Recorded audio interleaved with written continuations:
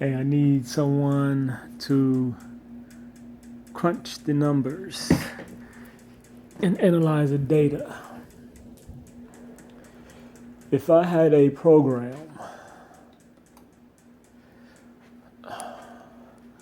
which gave a person, specifically a minority, specifically an African American, black, and Negro, etc.,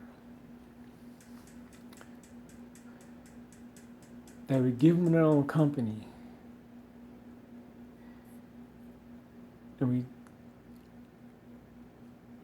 tutors, not the word, train them, all that's necessary for them to be able to take it on themselves. And if there appears to be a problem, we find a position that's beneficial for them, and we bring somebody in who has shown the ability to execute. But we try to give them companies. Can we give them companies? What kind of companies? And now we face with the truth that everyone can't start a company. Can everyone start a company? Some might crunch the numbers, analyze the data.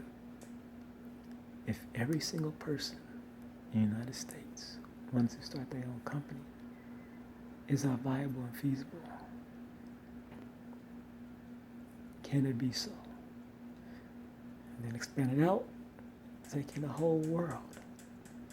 I think you will find a limiting, right? You have those haves and the have-nots. And so somebody's always without, somebody's always suffering because you're dealing with this systems of numbers that it's a little bit shaky. All right. Yeah, we can use numbers, but we took a language, right, and we applied it to the system. The system is called capitalism. But that's what it is, but we use money, currency, to show the action of capitalism. And the money is based off of a perceived value, something that would just itself have to be created. When numbers weren't created, but we create value. Create value as create worth of things. Like there's something beyond just their natural beauty of being in existence and that exists. I mean, come think about it. Gold is gold, diamond is diamond. Yeah, they look really nice, but ultimately they're just all part of this anyway. We hoard them to make their value. It's just a damn rock. It's clear. It's shiny and pretty, but there's a lot of pretty ass rocks out there. Beautiful rocks. But we say this diamond, oh, it's the tear of a dragon. So we create this false. It's false in that it is generated and it is unstable, and it is very hard to prove. Whereas numbers prove, no matter how we change them, because they represent a standard, a closed system, that no matter how you morph it, it still comes out to truth, just as no matter how you morph truth comes out to truth.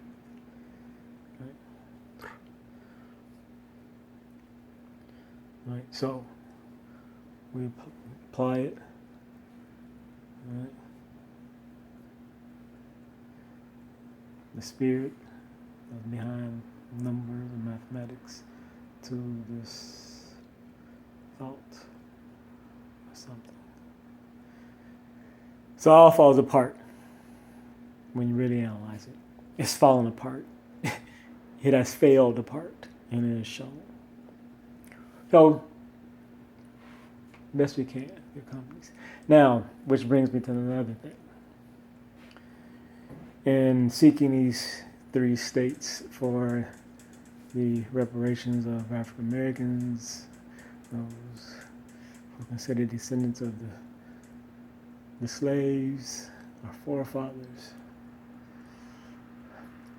who can be debated and should be arguing law that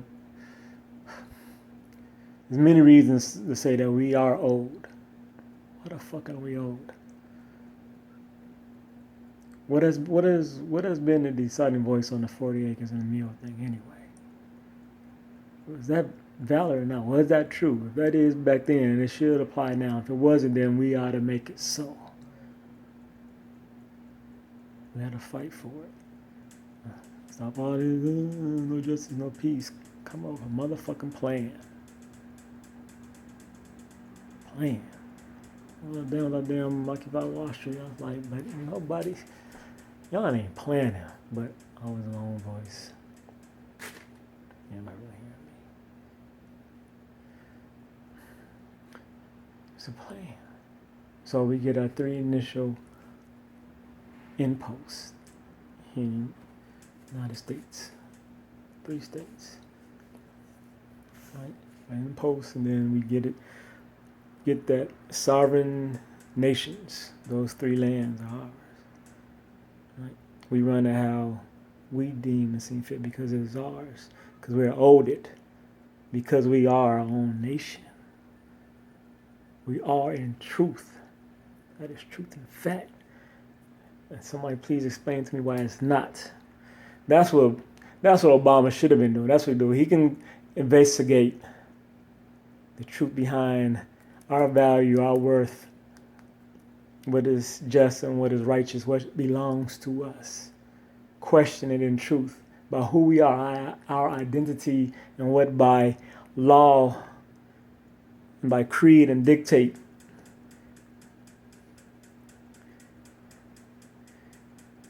how are we not our own nation, our own people? Please explain how that can be taken away in any form or any manner. We are on a foreign land, even as descendants. This is still foreign to us. Take some out of here, you shoot them to Mars, they will forever be on foreign land.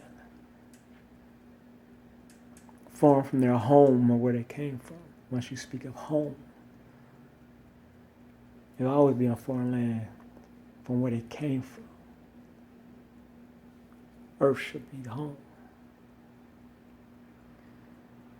We are on a foreign land because we descend from home. We are owed that. He should be investigating that. I have not heard these answers. They have not been presented to me. Of all the things that we give, I have not. Black History Month, I have not been given this. I'm not shown this. I haven't heard of it, except pockets in the underground, here and there, somebody saying something.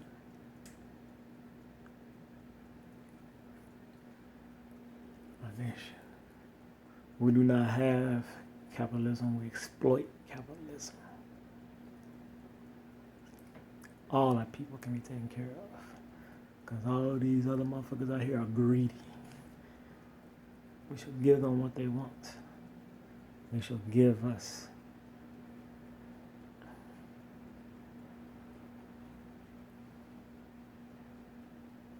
what we want. And with that, we usually give what we need. We give what we need. We give to each other what they need. Food, clothing, shelter, medical, education, entertainment. The attempt at full expression of self and being and helping everyone to endeavor to do that. Believing that is best for the people. And of course it is. You can put that up there too that you can address. All that. And so then I was thinking about Detroit. City, of course. Dilapidated.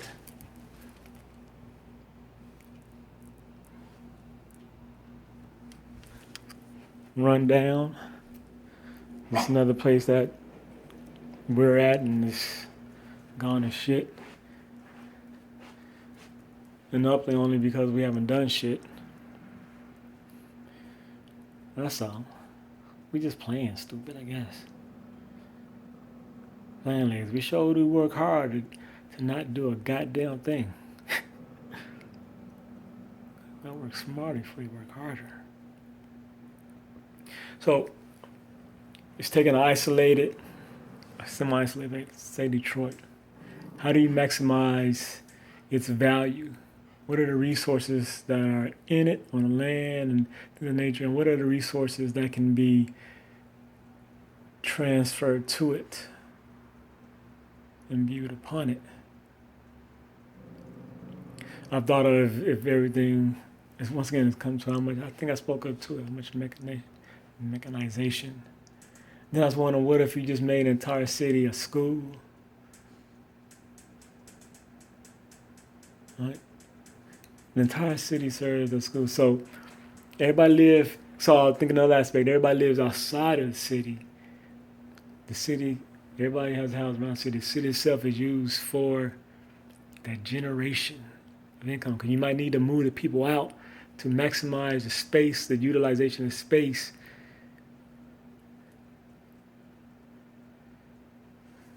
To create a resource. Or it's using that, once again, using that space most wisely. If you make it all it's a hospital.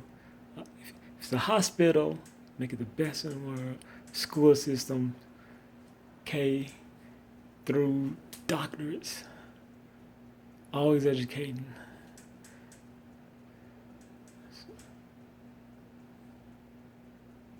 Would that work? If not, then what?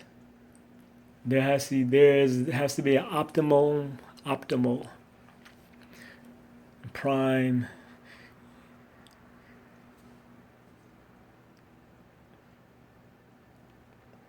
number, making an equation.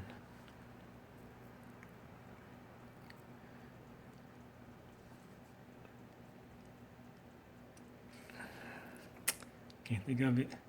That says how to get the most money generated inside of Detroit. Because every area has their income generation.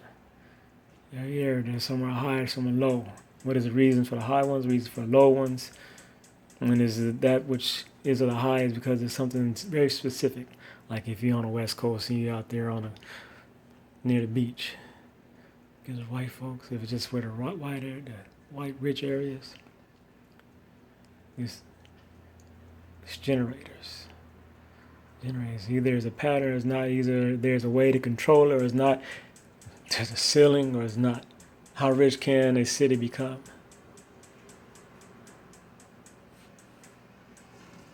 How rich can all cities become rich?